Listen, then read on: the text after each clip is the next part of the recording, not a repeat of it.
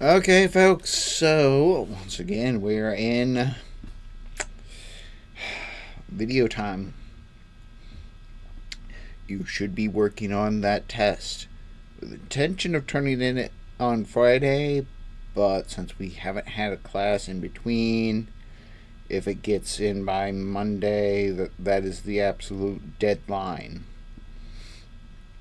I would prefer to see them in Friday, but Monday is acceptable. So I want you to watch the video for collisional theory. That's a 30-minute video. It's not too bad. It looks at how kinetics actually work. It looks at it in the perspective of the same way we looked at the gases last semester in chapter 11. How gases collide. Bounce around. Well, the same idea, collision and reaction. And in that section, we will introduce the Arrhenius equation. Now, this equation should look awfully familiar. The Arrhenius equation is to kinetics as Clausius-Clapeyron is to vapor pressure. That it looks at how does the rate constant K get affected by the temperature based on activation energy.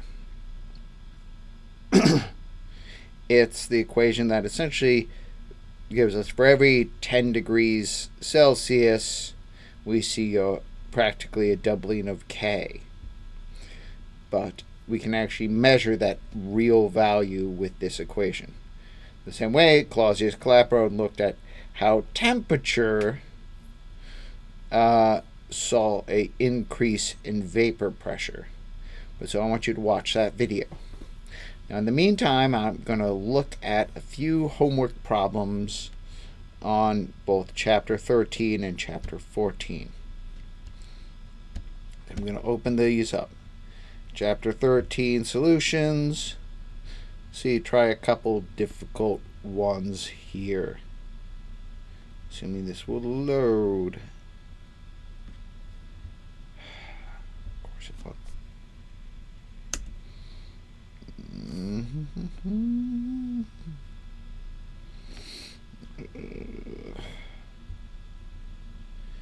Okay, well, if this doesn't load in the next minute or so, we'll just ixnay on that. But the idea is, you can ask me questions about the test. I cannot guarantee I can give you an answer, but I can definitely guide you towards the right direction. Okay, here we go. It's starting to load. Oh, starting. Okay. So preview as cleared.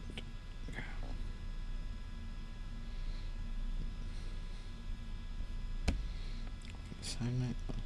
Not going to do the easy ones. I'm going to try to do some hard ones. But okay, ignore that. Let's see. Scroll to some. Look at that.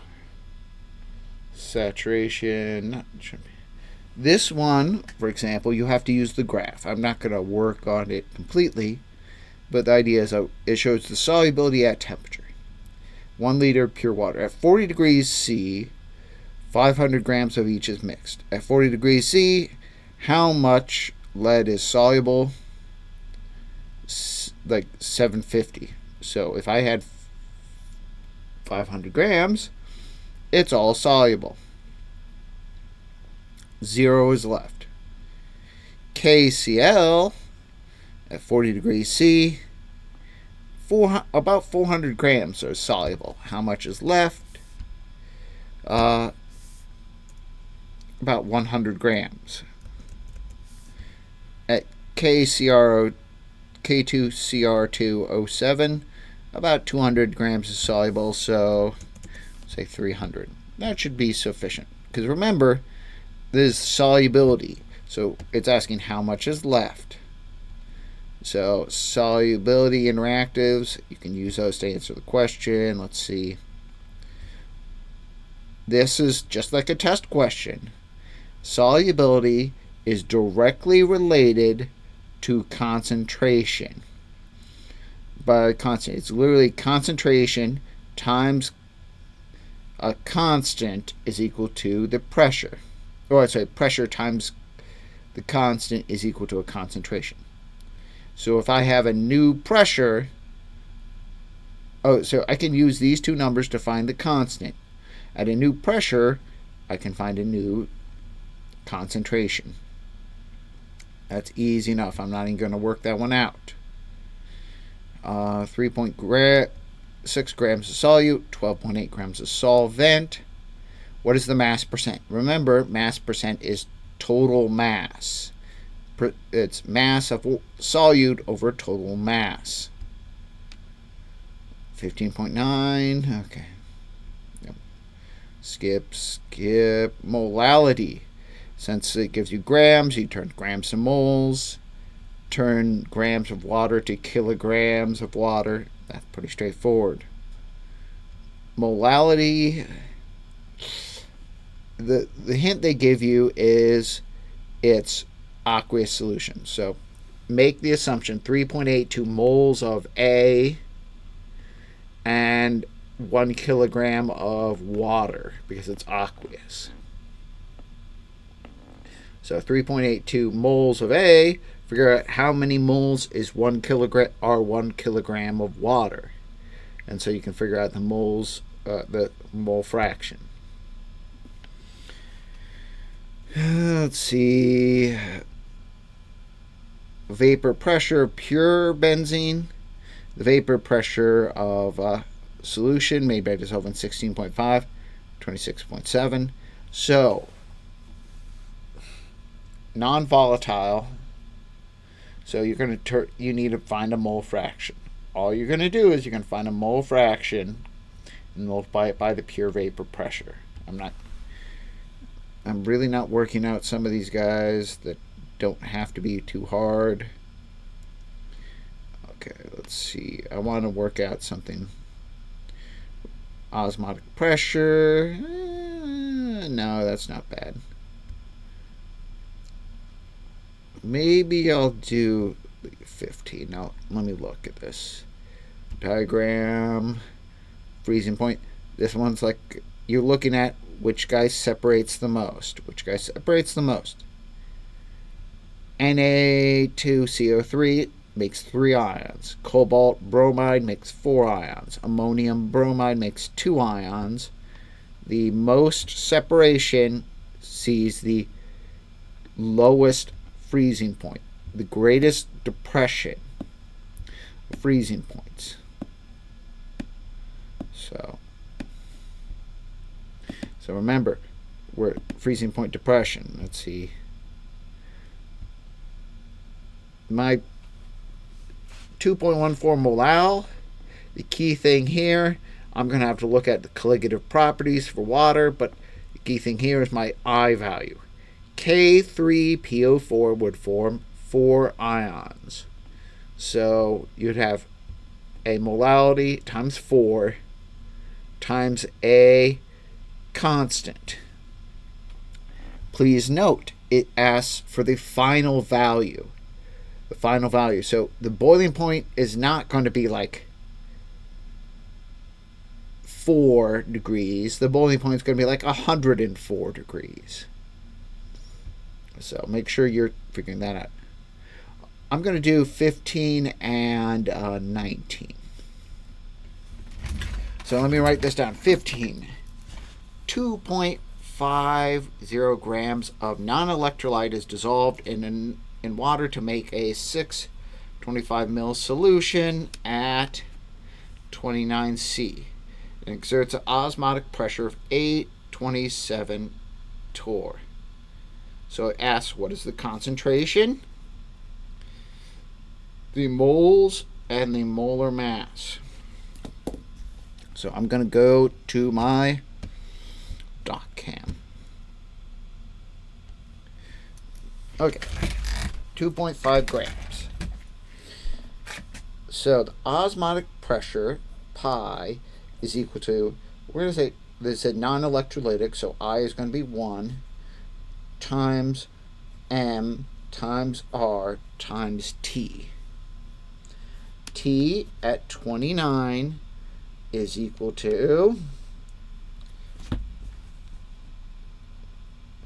302 Kelvin. Now, R is going to be 0.08206 atm liters mole Kelvin. So that means I need this guy into atmospheres. So P at 827. This is probably the hardest part. You have to look up or remember that in 1 atm there is 760 torr. You want to get that in the correct units. So 27 divided by 760. 1088 atmospheres. So 1088 equals 1 times M times 08206 times 302. So I'm solving for M. So divide by R, divide by T, we get a M of 0.0439 molar. Now, they said that 2.50 grams dissolved and we get 625 milliliters. Okay. Molarity is defined as moles per liters. So if I have a 0.0439 moles over liters and our volume is 0.625 liters. So I'm going to multiply by my 0.625 to get us the moles. So my moles are 0.027, we'll say 44 moles. And finally, the molar mass is defined as grams, which is our mass, divided by the moles. Mass divided by moles. So we're going to take our 2.5 grams divided by my 0.02744. 0.02744 would get a molar mass of something 91.1 grams per mole. So that is, I'm going to go back and try those numbers. Nope. Try those numbers. So I said my molarity is 0.0439. My moles is 0.02744. And my molar mass being 91.1. So let's try those. Boom. Golden. So looking at 19 real quick. Looking at 19. Okay. Reading this off. When 29 grams of an organic compound that is found to be 54.53% carbon, 9.2% hydrogen, and 36.32% oxygen is dissolved in 959.5 grams of cyclohexane. The freezing point, 0.5, it becomes 0.55 degrees C. So the TF is 0.55. The normal freezing point is 6.59 TI. And then it says, assume the organic compound is molecular solid and does not ionize. Look at the KF. So I'm going to the colligative property table, and I'll just scroll that down. The freezing point depression of cyclohexane is 20.8. Kf is 20.8. This is a doozy of a problem. But if you can do this, you can do anything. So, our equation, let's go to the .chem. Our equation is delta T is equal to negative I KFM. So I is said to be 1. So delta T is going to be negative 0.55. That's the final, minus the initial of 6.59. Negative 20.8 times M. So the first step is to find my M. 55 minus 6.59. My delta TF is negative 7.14. I'm going to divide that by negative 20.8. My molality must then be 0.34, we'll say 32. Okay. Now, my moles of molality is defined as moles over kilogram. So if I have 0.3432 molal, we're going to multiply it by our solvent, which is 959.5. What's that? 0.9595 kilograms. So, and that would give us our moles. So the moles become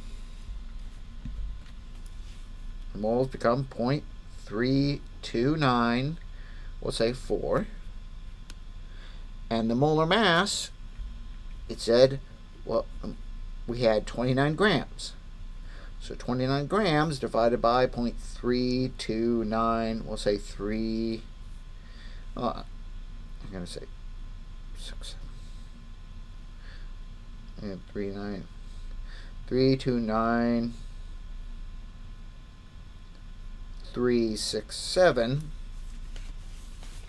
So 29 divided by 0.329367. Try that again. I don't think it's going to matter much, but so we have a molar mass of 88. Okay. So we have a molar mass. Now, you could guess some things, but how do we actually supposed to do this? So percent by mass. We did this Gen Chem 1. For those who haven't had Gen Chem 1 in a while, I'm sorry. But so we're going to divide these numbers by their molar weights to get the relative moles. So 54.53 divided by 12 is 4.54. 9.2 divided by 1 is 9.2. 36.32 divided by 16 is 2.27. What ratio do we have? If I take all these numbers and divide them by the lowest, 2.27, 2.27, 2.27, what do we get? We get the ratio of oxygen being 1, carbon being 2, and hydrogen being 4. So the simple ratio, the empirical formula is C2H4O. But is that the answer? Well, how much does C2H4O weigh? 12 plus 12, 24. Add 4, 28. Add 16, we have 44. So that formula weighs 44. The actual molar mass weighs 88. how many times does 44 go into 88? Hopefully you'll say 2. And so this molecular formula is actually C4H8O2. That is how you would do that one.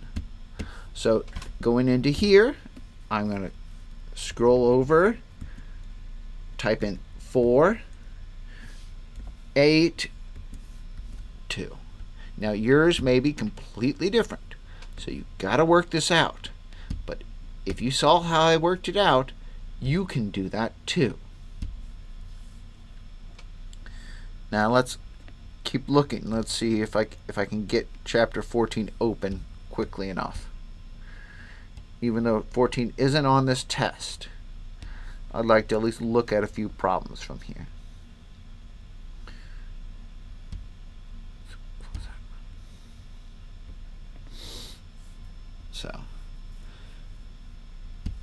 So with this in mind,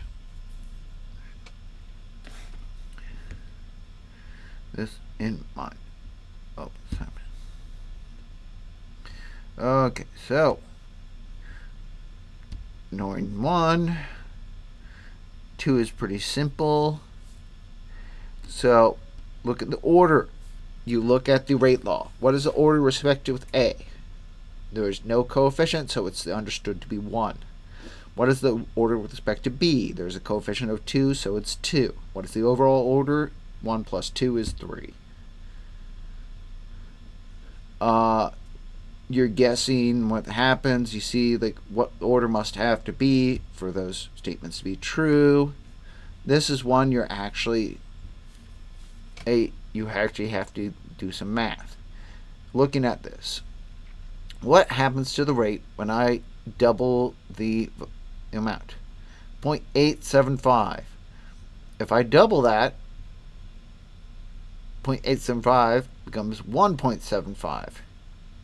If I double it again, or if I treble 0.875, I get to 2.63. So what does that mean? This is first order with respect to the C2H5Cl.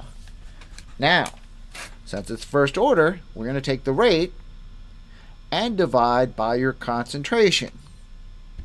So if I divide by my concentration, I get 8.75 times 10 to the negative 30th. Now the units, since this is m per s, and I divide it by a single value of m over m cancels out, and I'm left with per s.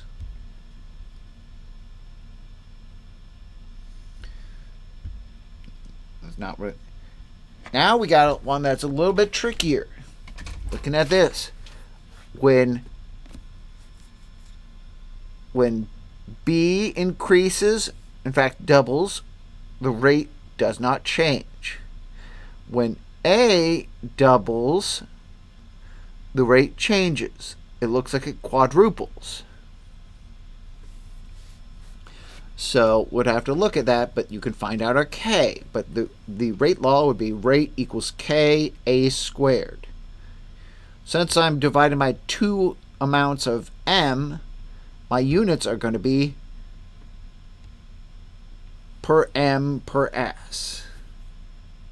But I'm going to skip that. Another one, pretty straightforward. You solve with these stuff. Here's a half-life problem. You watched the video, I hope. You watched the video.